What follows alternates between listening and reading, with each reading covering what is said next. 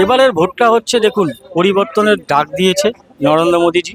বেঙ্গলের যা অবস্থা, পশ্চিমবাংলার আজকে নারী সুরক্ষা থেকে শুরু করে শিল্প বলুন, স্বাস্থ্য বলুন, পুরো কঙ্কালের চেহারা। দুষ্কৃতীদের হাতে পুরো ওয়েস্ট বেঙ্গলটা চলে গেছে।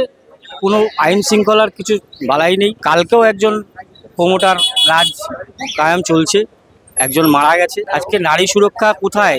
শিল্প বলুন, স্বাস্থ্য বলুন, কোথাও আজকে ওয়েস্ট বেঙ্গলে কেউ সুরক্ষিত আছে? আজকে ভাতা ভিক্ষা দিয়ে সরকার চলছে। শিল্প তো আনতেই পারলো না। এত বড় বড় ডায়লগ দিয়ে আজকে শিল্পকে যেভাবে তাড়ানো হচ্ছে, ওয়েস্ট বেঙ্গলের মানুষকে যেভাবে মৃত্যুর মুখে ঠেলে দিচ্ছে, বেকার যুবকরা রাস্তায় রাস্তায় ঘুরছে, সুইগি জোম্যাটো ডেলিভারি করে বেড়াচ্ছে, আর শিক্ষিত যারা টিচাররা তারা আজকে রাস্তায় বসে আছে। এর থেকে লজ্জার কি আছে? ইমিডিয়েটলি মমতা ব্যানার্জির পদত্যাগ করা উচিত। কাজ এই তো উন্নয়ন হচ্ছে। ত্রিফলা লাইট দেখেছি, ত্রিফলা লাইটের উপর লাইট, বিল্ডিং, সরু সরু রাস্তার ওপরে চারতলা বিল্ডিং, যেটা আগামী 2-3 বছরের মধ্যে হয়তো ভেঙে পড়ার সময় চলে এসছে।